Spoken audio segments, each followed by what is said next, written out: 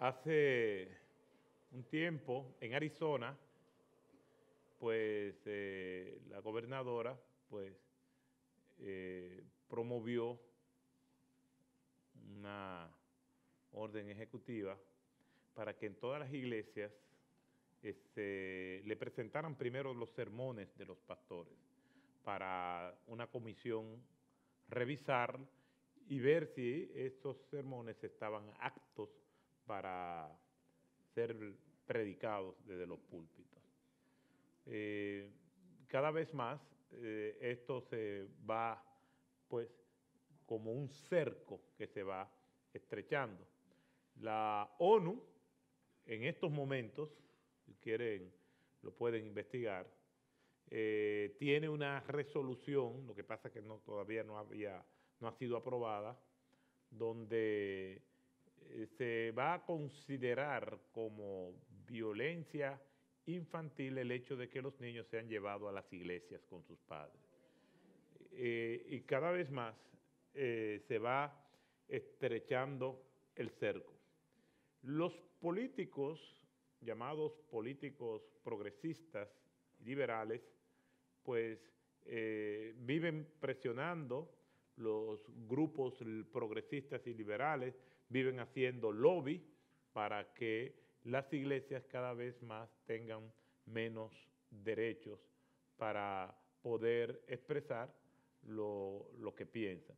Yo entiendo que estos grupos partidarios de ese tipo de pensamiento digan eso. Lo extraño es que aún dentro de las iglesias, personas incluso que se llaman reformadas en su teología, entiendan que eso no debe hacerse. Yo mismo, pues, en nuestra iglesia tuvimos 3 personas, uno de los 3 fue a hablar conmigo diciéndome que se iban de la iglesia porque yo había cambiado el sermón bíblico por estar predicando justicia social. Ese es el término.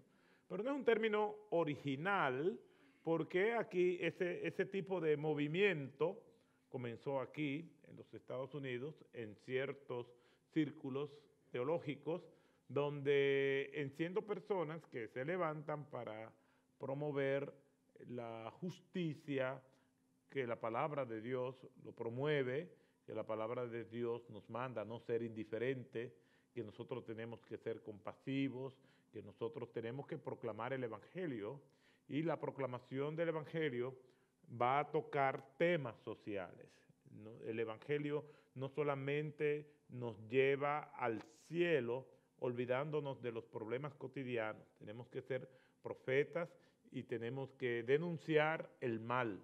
Entonces, esa persona pues me dijo que estaba considerando irse de la iglesia por eso. Y yo le dije, pero no lo considere, yo creo que tú debes irte ya. Porque el domingo yo voy a volver a predicar de lo mismo y te vas a sentir mal. Entonces no quiero que piense que estoy tomando el púlpito para tirar algún tipo de indirecta. Lo cierto es que el hablar de este tema requiere creyentes valientes, porque podemos perder muchas cosas. Yo recuerdo que en una ocasión fuimos al Congreso y ahí estábamos un grupo de pastores, yo era de los organizadores, y un oficial de la policía se acerca y estábamos todos congregados y se le acerca a uno de los que está ahí, de los pastores que nos acompañaban, y le dice, sí, buenos días, con una libreta y un bolígrafo. ¿Quién es el organizador? Y él dice, aquel que está allá, señalándome a mí. O sea que aún en el medio del asunto, la gente se presiona. Entonces viene donde mí y me dice, ¿cómo usted se llama? Digo, ¿quién? Usted. Yo. Sí. ¿Para qué? No, su nombre. ¿Cuál nombre? El suyo. Y ahí estuvimos un rato. Pero realmente el Señor le dice a Timoteo, en un contexto más o menos igual que el que nosotros estamos viviendo. Timoteo era un joven pastor en Éfeso, una de las joyas de la corona imperial de Roma, una ciudad de las más helenizada, de las más liberales que había en aquella época. Y parece ser, cuando nosotros leemos la primera y segunda epístola del apóstol Pablo a Timoteo, que Timoteo estaba cediendo o estaba un poco vacilante ante la presión que estaba ejerciendo la cultura. Y las exhortaciones que el apóstol Pablo les da a Timoteo nos sugieren, y nosotros inferimos eso. El apóstol Pablo le dice a Timoteo: no descuide el don que hay en ti, aviva el don que hay en ti, persiste pues en lo que has aprendido. Esto encarga a hombres fieles. No nos ha dado Dios espíritu de cobardía. Todas esas exhortaciones reiteradas del apóstol Pablo a Timoteo nos da la idea de cómo la cultura trata de imponerse. Y normalmente dicen los sociólogos que las culturas dominantes terminan imponiéndose. Y realmente vemos cómo hay todo un tsunami que nos quiere ahogar. ¿Y qué está sucediendo? Hay creyentes que simplemente no solamente no saben qué está sucediendo, sino que entienden que lo que está sucediendo no es malo. Como que no, eso es el mundo de hoy, el mundo va cambiando y las normativas del mundo también, por lo tanto no tenemos por qué resistirnos. Algunos creyentes, cayendo en lo que yo llamo un fatalismo teológico, dicen, una escatología fatalista, dicen, es que todo eso está escrito, nosotros no tenemos por qué estar resistiendo, nosotros no vamos a cambiar eso. Sin embargo, nosotros tenemos que cumplir con el llamado que Dios nos ha hecho, no tanto para cambiar, porque hay cosas que no van a cambiar.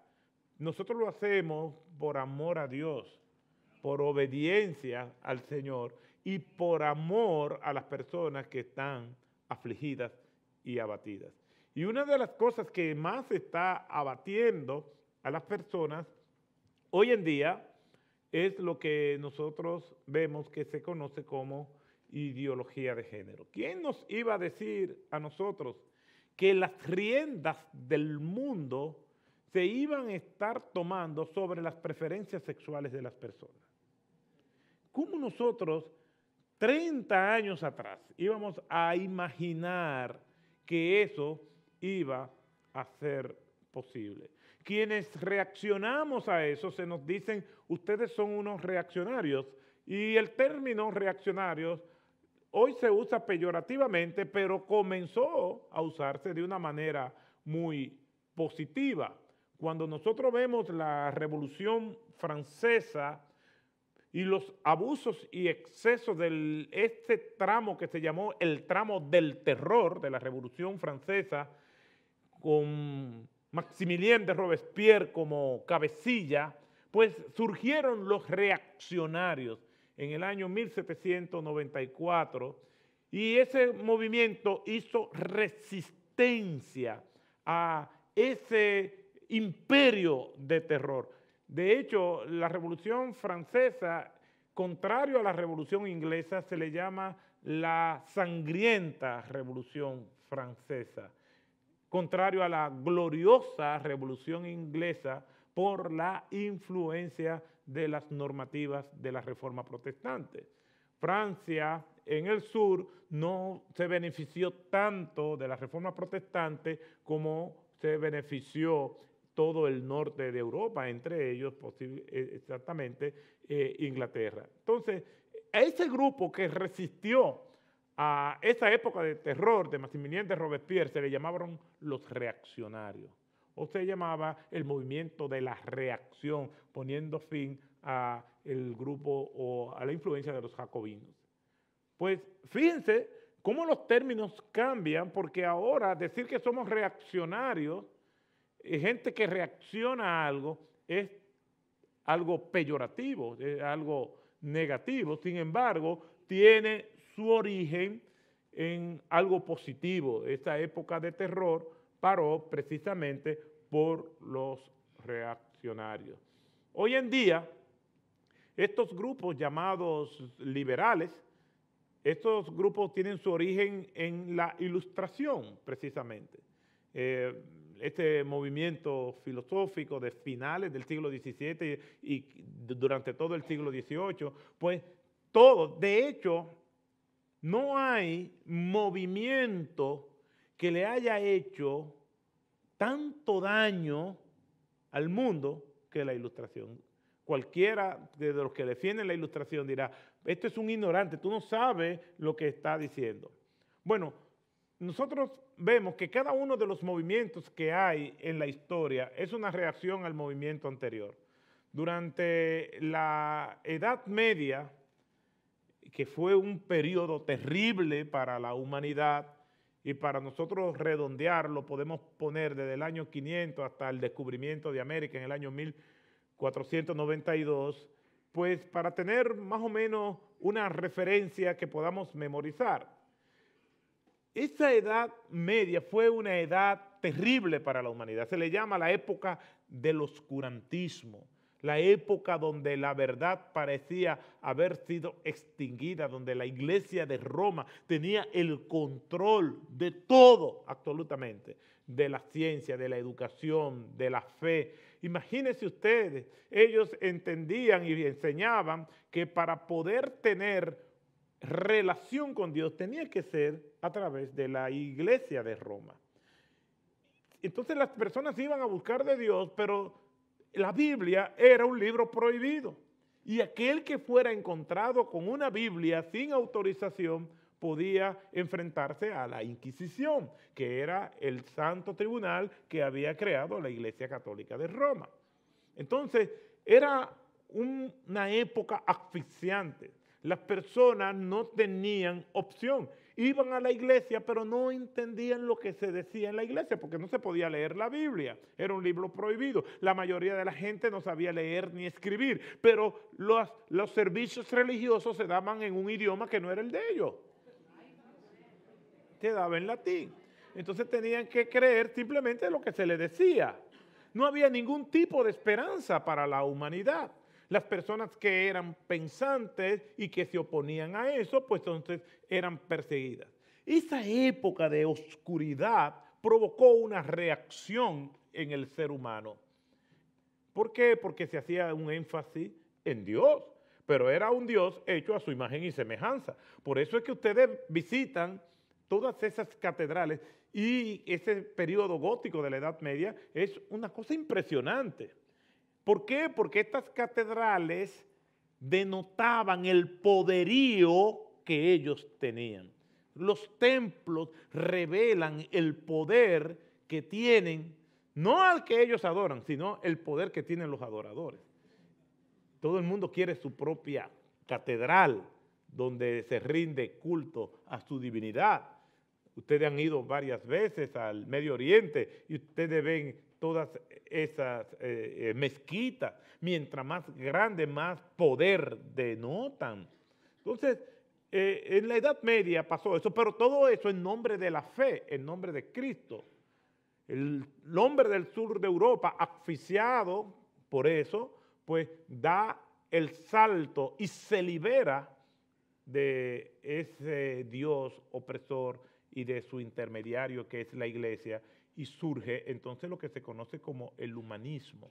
Y el humanismo engendra a sí mismo, par de siglos más adelante, lo que es el movimiento de la Ilustración. Y el humanismo no es más que el hombre dice y razona de esta manera: durante muchos siglos yo he confiado en la Iglesia y la Iglesia me ha oprimido, me ha maltratado, me ha perseguido, me ha torturado, me ha matado. Y también lo ha hecho el Dios a que ellas representan. Ahora ya yo no voy a creer ni en la Iglesia ni en Dios, yo voy a confiar en mí mismo. Y el humanismo no es más que la confianza en el hombre por encima de todos los demás valores. Entonces, durante esa Edad Media, la teología era la reina de la ciencia y a partir del humanismo viene a ser la filosofía y después la ciencia en sí. Entonces surge el movimiento de la Ilustración y uno de los pilares del movimiento de la Ilustración es el método científico, que nada que no pueda ser validado y confirmado por esos métodos científicos no es verdad. Entonces la autoridad recae en la bata blanca del laboratorio y no en la vestimenta sacerdotal. A partir de ahí, los liberales toman el control de todo lo que es la preparación y la intelectualidad humana. Toman y ocupan las universidades, toman y ocupan a medida que iba avanzando los medios de comunicación hasta nosotros llegar a lo que nosotros somos en el día de hoy. Todo lo que dicen los medios de comunicación que están al servicio de los grandes intereses del establishment mundial, pues es tomado como bueno y malo. Y uno de esos movimientos que se han desprendido, porque se han desprendido muchísimos movimientos a partir de esto, pero realmente, como decía anteriormente, las culturas dominantes terminan imponiéndose. Comienzan en Europa, y vamos a decirlo así en un término que yo sé que ustedes van a conocer muy bien, se convierten en Europa y se bautizan aquí en Estados Unidos. Todos los movimientos son así. Se convierten en Europa y se bautizan aquí en Estados Unidos. Y para los años 60 comenzó lo que se conoce como la revolución sexual, y donde en asociación con otros grupos comienza lo que se llama la ideología de género. Pero, ¿qué es en sí la ideología de género? Yo le voy a leer un párrafo de lo que dice una de las principales promotoras de la ideología de género, y la cito.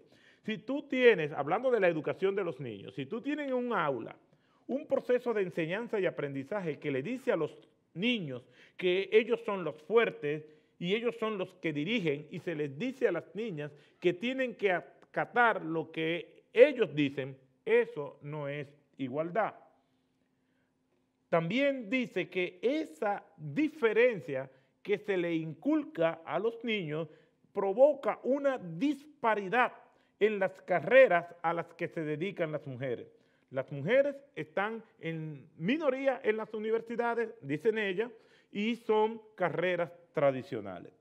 Entonces, cuando se habla de ideología de género, eso se va a asociar al feminismo y se va a asociar a la libertad particular de las personas.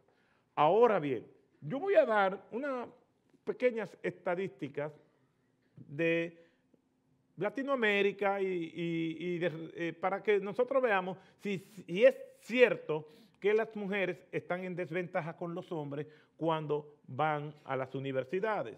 Voy a comenzar con Chile. Entre los años 2007 y 2014, las mujeres representaron un 60% del total de los titulados de las universidades.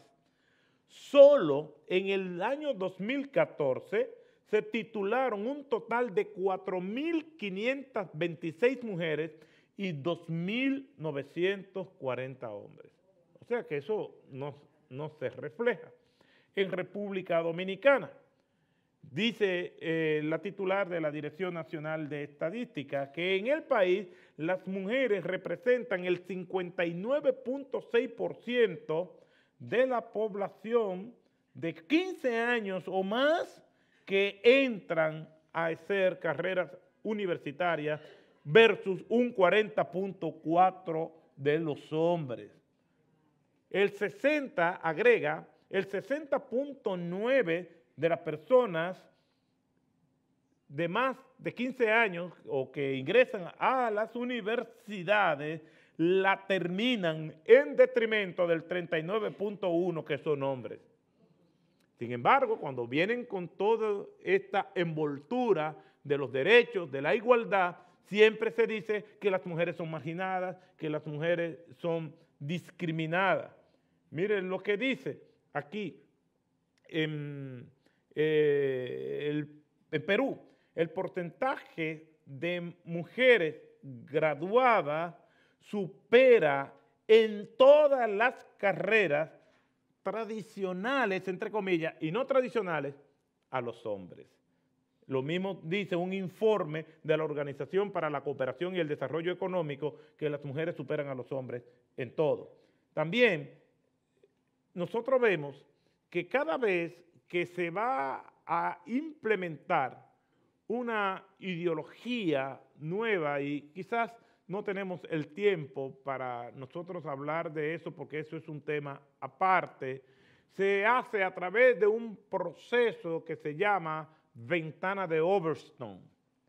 Y esa ventana de Overton no es más que un proceso de transformación ideológica cuando algo tiene una alta tasa de rechazo en una cultura, se emplea esta estrategia desarrollada por un señor ya fallecido, un cientista político llamado Joseph Overton. ¿Y qué es esto?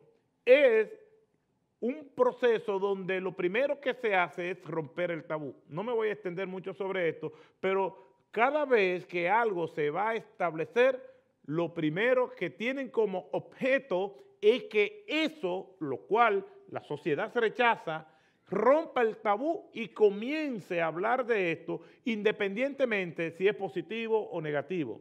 Algo que es tabú es algo que no se habla. Es algo que por alguna razón no se toca. En las familias hay tabúes, hay temas que no se tocan en las familias, que como que se deja así, no vamos a hablar de eso. Lo que busca la ventana de Overton es romper ese tabú y que la gente comience a hablar. Todo lo que nosotros vemos en los medios de comunicación, la violencia, el sexo implícito, el lenguaje soez, todo eso tiene como propósito romper los tabúes que nosotros tenemos y nos vayamos acostumbrando a este tipo de temas. Por ejemplo, dice George Barna, usted toma a una rana y la coloca en un agua caliente y la rana va a saltar del recipiente inmediatamente.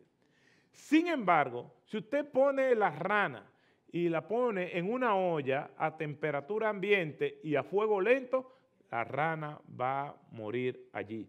Y eso es lo que nos han hecho. Nos han puesto el fuego lento y nos han bombardeado con un sistema que nosotros mismos no nos estamos dando cuenta. Esto que nosotros estamos haciendo hoy debería hacerse en todas las iglesias, alertar a la congregación. El púlpito es para enseñar, para promover la verdad del reino de Dios, para nosotros combatir las tinieblas. La verdad está de nuestro lado, pero la verdad no debe ponerse debajo de una mesa, tiene que ponerse en alto para que todo el mundo la vea. Y esto que nosotros estamos viendo es la verdad. ¿Qué es entonces la ideología de género? La ideología de género, en grandes rasgos, no es otra cosa que nuestra sexualidad la define nuestra percepción y no nuestra biología. Que nuestra sexualidad no es definida por mis rasgos biológicos, sino cómo yo me percibo. Por eso, mediante la orden de Carranza, aquí en New York, un niño puede ir a la escuela y decir que le cambien el nombre por un nombre femenino y los padres no se pueden inmiscuir en eso. Y el niño se fue como José Pérez y regresa como Josefina Pérez. Aquí en New York. No sé si ustedes sabían eso. Y los padres no pueden hacer nada. Y los padres tienen que resistirse a eso, pero no pueden ir en contra de la ley. Y eso es lo que nosotros estamos viendo. Primero se hacen las leyes y después viene la opresión. Todo, oiga bien lo que le voy a decir ahora, todo lo que hizo Hitler fue legal. Esa Operación Acción T4 fue legal. Cuando el Tercer Reich, como se llamó al régimen de Hitler, estaba tomando posesión, al poquito tiempo el Parlamento fue incendiado. Entonces se hizo un nuevo Parlamento. Y todas las leyes que se hicieron fueron las medidas que tomó Hitler. Hitler no tomó nada fuera de la ley. Todo lo que Hitler hizo es porque él tenía un parlamento, un congreso a su medida para que hiciera todo lo que él hizo, para justificar todo lo que él hizo. ¿Qué fue lo que vinieron los oficialistas judíos diciéndole a Pilato? Este hombre ha violado la ley. La ley se ha vuelto una tirana. La ley está manejada, es un títere. Por lo tanto, todo el que quiere convertirse en opresor, lo primero es que hace cambiar las leyes. Y las leyes, entonces, cuando tú hablas, te dicen, yo no te estoy persiguiendo porque tú estás diciendo lo que estás diciendo, porque hay libertad de prensa, hay libertad de conciencia, hay libertad de culto, ni eso hay ya, pero te dicen eso, te estamos persiguiendo y te estamos demandando porque tú estás violando la ley. Entonces, todo esto de la ideología de género, donde un niño no puede votar en las elecciones porque se entiende que no tiene la capacidad de discernir qué candidato es bueno y qué candidato es malo. Un niño no se le da licencia de conducir. Un niño no puede portar armas. Pero un niño sí, si quiere, puede cambiarse el sexo. Algo tan trascendente y tan traumático como eso. Pero eso lo dice la ley. Y el oponerse a eso es algo que va contra la ley y es ilegal. La ideología de género tiene como propósito la destrucción de la familia como Dios lo ha establecido. ¿Cuál es la parte más importante de la sociedad? La familia. La sociedad está formada por familias. Familia sana, sociedad sana. Familia enferma, sociedad enferma. Cuando nosotros trabajamos en prisiones, con presos, con internos, y el perfil de todos esos internos recurrentes, el perfil del delincuente, es que viene de una familia disfuncional.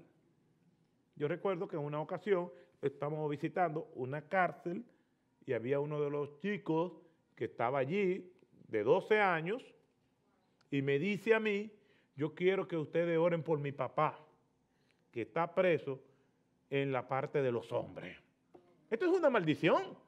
El papá está preso y el hijo también está preso. Fui a una cárcel de máxima seguridad, donde estoy hablando con un muchacho que tiene 22 años y tiene 3 cadenas perpetuas. De allí no va a salir nunca.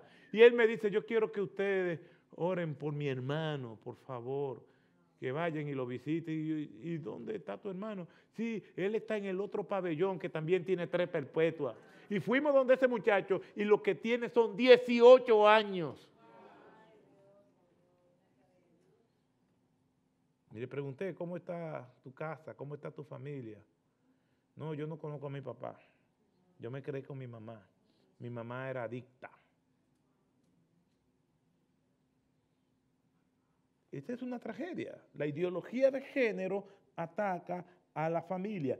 En los últimos 200 años, la familia como parte más importante de la sociedad ha tenido ataques despiadados como nunca antes en la historia se había dado. Es una guerra cultural que pretende crear personas manipulables, personas que como autómatas sean dirigidas a control remoto por las leyes y las normativas del Estado. Para eso hay que quitarle la patria potestad a los tutores. Para eso nuestros hijos no son nuestros, son del Estado. Una de las características que tienen todos los regímenes totalitarios, abusivos y represivos, es que los hijos no son de los padres. Los hijos son y le pertenecen al Estado. Pero esto no viene de ahora. Muchos dicen que esto es para el control de la natalidad. Lo cierto es que hay muchos grupos que se han unido y han creado toda una coalición liberal, y yo le llamo, como le llama un periodista español, retroprogresista, porque progresista denota, es una palabra bonita, pero progresismo hoy en día es una maldición.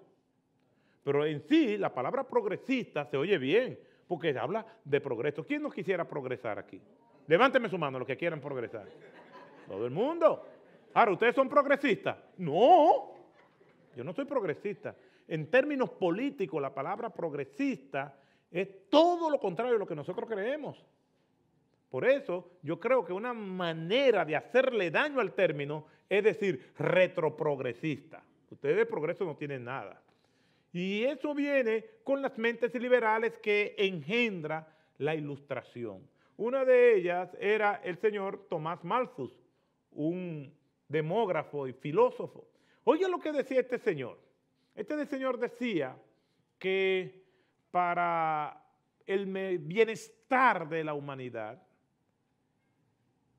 porque él veía que la humanidad como demógrafo iba creciendo, creciendo y creciendo, y que los alimentos iban siendo más escasos, él decía pues que las muertes, las epidemias masivas le hacían bien a la sociedad, porque se moría mucha gente, entonces los alimentos que eran reducidos, pues tocaban a más personas.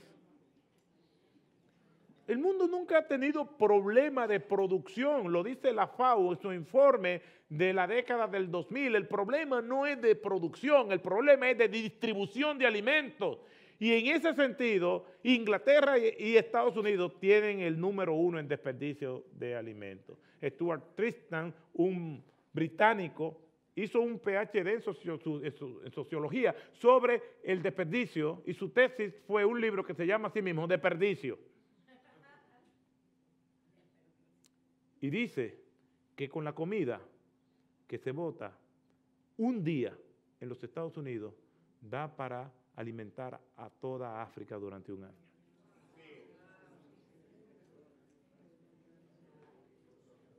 Él dice que él no compra comida. Lo pueden buscar. Ese libro es tremendo. Y él dice que él no compra comida. Él va por los supermercados, se mete en donde botan los alimentos y él dice que él ha criado a sus hijos así y él comprando dice, y él tiene todo un menú y él lo dice, mira, en tal sitio vamos a comer italiano y van a esos supermercados y restaurantes y buscan las cosas. ¿Por qué? Porque no las regalan. No las regalan porque tienen miedo a las demandas de que si algo de eso, porque así es la gente, tú le estás haciendo un favor y le regalas algo y si le da diarrea, entonces viene y te demanda por la diarrea. Entonces, es un problema. Entonces, la otra persona influyente y la raíz de todo esto está en Margaret Sanger. Margaret Sanger desempeñó un papel decisivo en el control de población a través de la eliminación de los elementos indeseables de la población. Ella, pues, una mujer totalmente liberal y de mucha influencia. La otra persona es Friedrich Engels, muy conocido por todos nosotros, porque él escribió una obra y su socio intelectual fue Karl Marx. Y él escribió una obra sobre el origen de la familia. Y él decía que la principal opresión en la lucha de clases, me estoy yendo un poco técnico, pero tengo que explicarle, en la lucha de clases, cuando habla de lucha de clases, está hablando de que los pobres luchan contra la clase media lucha contra la clase alta hunde a la clase media y la clase media hunde al pobre. Pues en esa lucha de clases, donde el pobre no quiere ser pobre, y el primero que discrimina al pobre es el pobre. Proverbio dice que al pobre no lo quiere ni su hermano. Y un proverbio africano dice que el pobre, cuando se le cae el pan, es con la mantequilla hacia el lodo. Es verdad, no tiene suerte. Se le daña el pan. Y que en la trampa del pobre solamente cae su perro. El pobre no tiene suerte. Entonces, en esa lucha de clase, dice Engels, que el primer abuso se da en el contexto patriarcal donde el hombre oprime a la mujer. O sea, yo no sé si ustedes han visto los documentales y las noticias de lo que está pasando en Argentina y de lo que está pasando en México con el movimiento feminista. Incluso se está hablando de un ejército de mujeres oprimidas para terminar de una vez por todas con la cultura patriarcal. Cuando hacen sus marchas feministas, vandalizan todo y la policía, tanto en Argentina como en México, tiene orden de dejarla y que no pueden hacer nada. Todavía aquí esto no ha llegado, oye cómo son las cosas. Pero en estos países sí, con una democracia todavía en gestación, porque eso no es democracia, eso no es de orden. Están hablando de liberación, están hablando de salirse de la opresión, vandalizando todo lo que encuentran. Pues esto viene de esta asociación. Alexandra Kollontai fue la primera mujer de llegar a las más altas instancias en la revolución bolchevique, en la revolución rusa, y ella pues promovió la pastilla anticonceptiva, promovió el aborto libre y promovió la unión libre y promovió el matrimonio abierto. Estamos hablando del año 1920, ¿qué es matrimonio abierto? Que una persona puede tener casada y puede tener pues un invitado o una invitada a participar del acto sexual con ellos. Eso se le llama swingers, se le llama hoy en día a esto.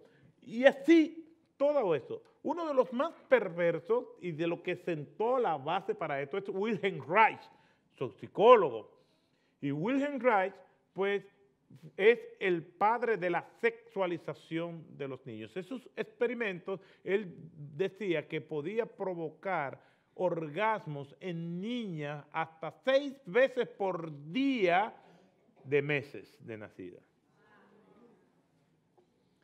Realmente que durante mucho tiempo, dice una autora llamada Gabrielle Kubi, que durante mucho tiempo se viene sentando las bases de todo esto y no nos dimos cuenta, y que los cristianos guardaron silencio porque nunca pensaron que esto podía llegar a donde ha llegado en la actualidad. ¿Ustedes quieren que le diga algo con sinceridad? Estamos bien, vamos a reaccionar, vamos a orar, vamos a pedirle a Dios. Lo único que va a cambiar esto es que Dios traiga una visitación especial de parte de Él. Yo no creo que esto sea tan sencillo. Y no quiero traer una nota discordante. Al contrario, es un desafío para que entendamos que el único que cambia todo esto es el Señor.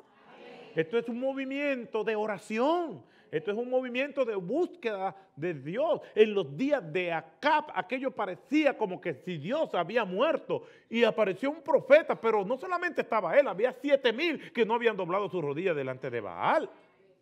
Dios puede hacer una obra y así como está abundando el pecado, puede sobreabundar de una manera extraordinaria la gracia de nuestro Señor Jesucristo.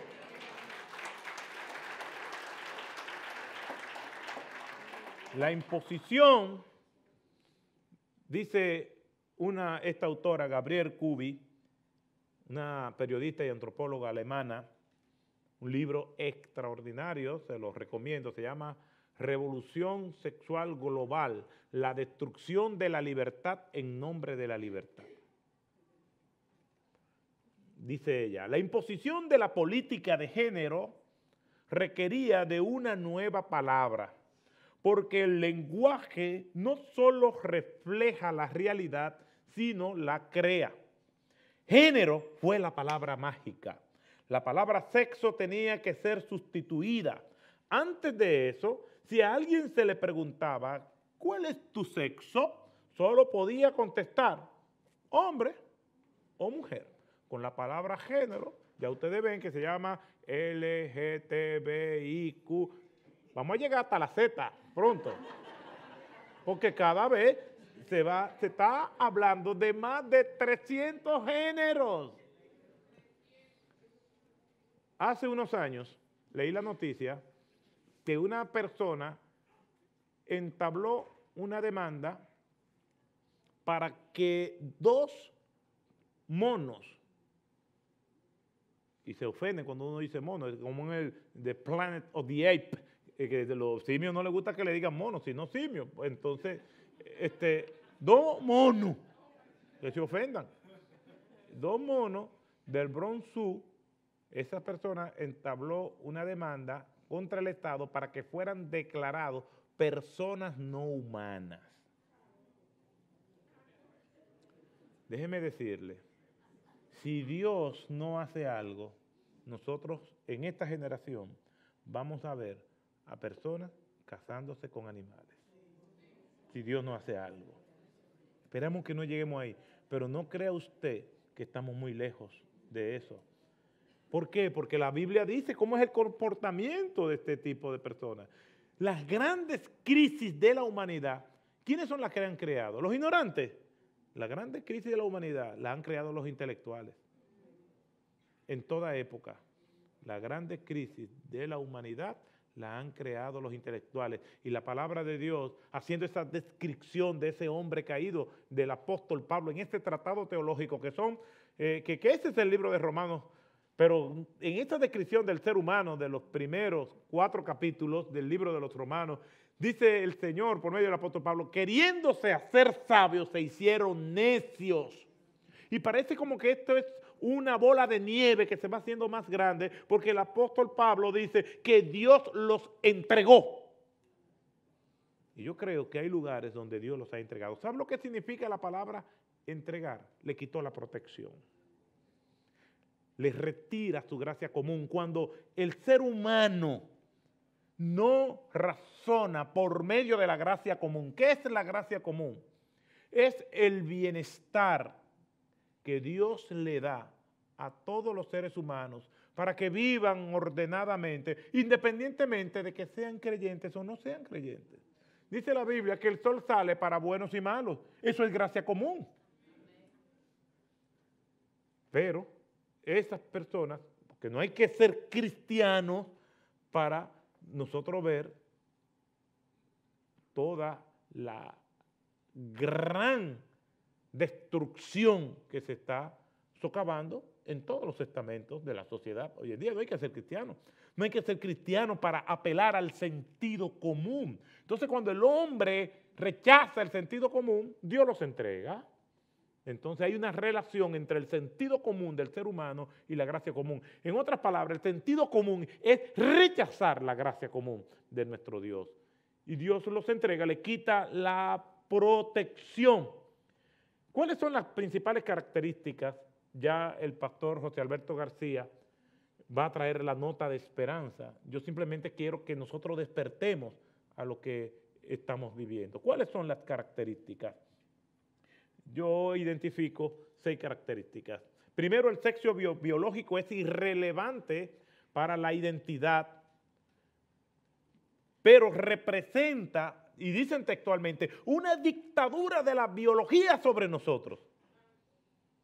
O sea, que cuando yo nací y me vi y llego a la conciencia que yo tengo, yo soy una víctima de la dictadura de la naturaleza al imponerme esta biología. Entonces yo tengo que liberarme de esa dictadura de la naturaleza. Número 2. La identidad de una persona está determinada por su orientación sexual. Ya hemos hablado de eso. En tercer lugar, la orientación es flexible, cambiante y diversa. Por eso es que vamos a llegar hasta la Z. ¿Por qué? Porque es como la gente... Yo vi hace un tiempo un titular malicioso, por supuesto, y falso, que decía, hombre queda embarazado. Una persona de origen asiática, que era una mujer trans, y ahora tiene su fisionomía como hombre. Se casó con un hombre trans que tiene su fisionomía como mujer. Claro, que si él tiene problemas, no es un ginecólogo que tiene que ir, es un urólogo. Es un urólogo. Esa próstata está ahí. Puede ir donde un ginecólogo y le diga, mira, que yo quiero, no, que te equivocó. Entonces, dice que salió embarazado, pero óyame, qué complicación. Es un hombre transexual que ahora es mujer y una mujer transexual que era un hombre y se casan. Pero no era mejor que se quedaban como ellos tuvieran. Y más barato.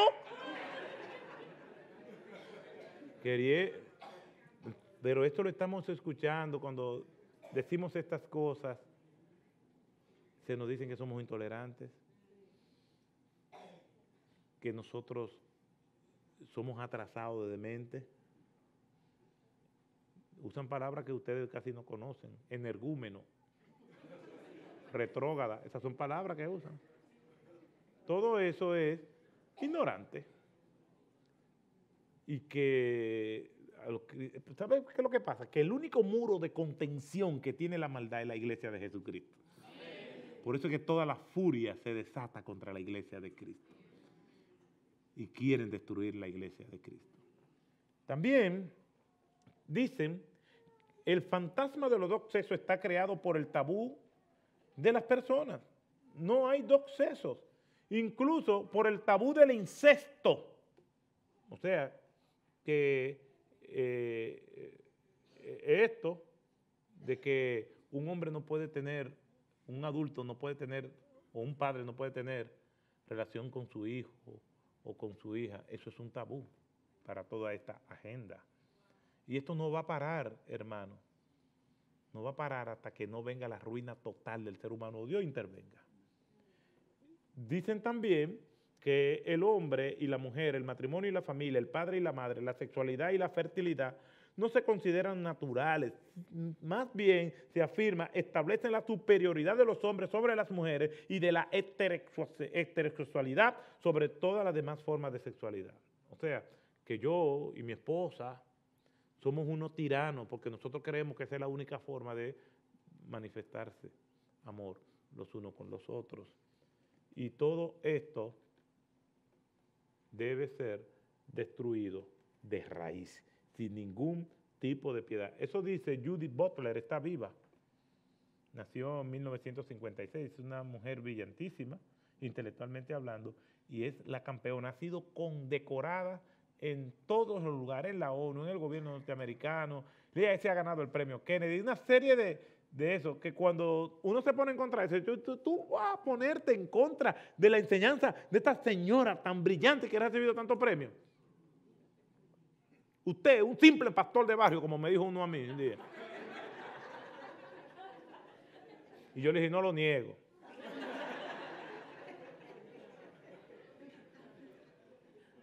¿Cómo opera la ideología de género? Imposición de una minoría frenética e irracional sin respetar los valores y las tradiciones de la mayoría. Son minorías. Se dice que la población homosexual en los Estados Unidos no llega a 3%. En los estudios más condescendientes. No llega ni a un 3%. Ataque a las libertades particulares de las personas. Por ejemplo, en Alemania, un papá que tenía 6 hijos, tiene 6 hijos. Cuando los hijos van a la escuela, pues le están enseñando ideología de género. Cuando ellos llegan a la casa, el papá decirle darle homeschooling. En ese momento, el homeschooling estaba prohibido en Alemania. Al verse atrapados, deciden irse del país. Cuando se van a ir del país, le dicen, ustedes no se pueden ir con los hijos, tienen que dejarlos, los hijos no les pertenecen. Fueron a una corte y fallaron y le quitaron los hijos o tienen que permitirle ir a la escuela. Gracias a Dios, hace como 6 meses se estableció otra vez el homeschooling en Alemania, y eso es un triunfo, porque estas cosas son irreversibles, y ellos se están educando a sus hijos. En febrero de este año, y yo se lo conté al pastor Noble, en una iglesia en España, el pastor, un episodio dramático. Hay una reunión de damas y cuando ve que uno de sus hijos no está ahí, de 6 años, está buscándolo dónde está, y cuando sale a buscarlo, encuentra al niño teniendo relaciones con otro niño de 6 años. Y ella se desmayó. Y entonces cuando averiguaron, pues en la escuela se lo están enseñando, con imágenes explícitas. Eso es lo que se llama la sexualización de las masas. Por fin, todo esto está dando su fruto. Tantos años de presión sistemática y sostenida, muy organizada, ya está dando sus frutos. Hay un ataque a las libertades particulares. Se asocia con el Estado mediante alianzas y maniobras lobistas para imponerse. Crean leyes y disposiciones para su implementación autoritaria a través de todos los mecanismos del Estado. Y si usted se resiste, le quitan los hijos y usted puede ir encarcelado. Se debe excluir del debate público a las iglesias, aunque seamos mayoría y paguemos impuestos. Ellos quieren nuestro voto, nuestro dinero, pero no quieren nuestra voz. Entonces, ¿quién es el tirano? La obligación de estas minorías a que reconozcamos y apoyemos las maneras de cómo se autoperciben es algo en lo cual nosotros no tenemos opción. O lo reconocemos o nos abstenemos a las consecuencias. Llegará el momento en que las iglesias van a ser presionadas de tal forma que muchas van a ceder.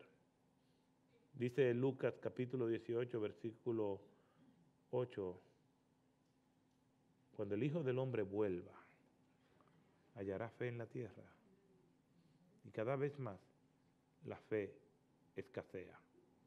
Pero no está hablando de los que no tienen fe, porque los inconversos no tienen fe. Se está refiriendo a los creyentes. Por eso qué bueno que nosotros estamos haciendo eso. Termino con 7 pilares frente a esto.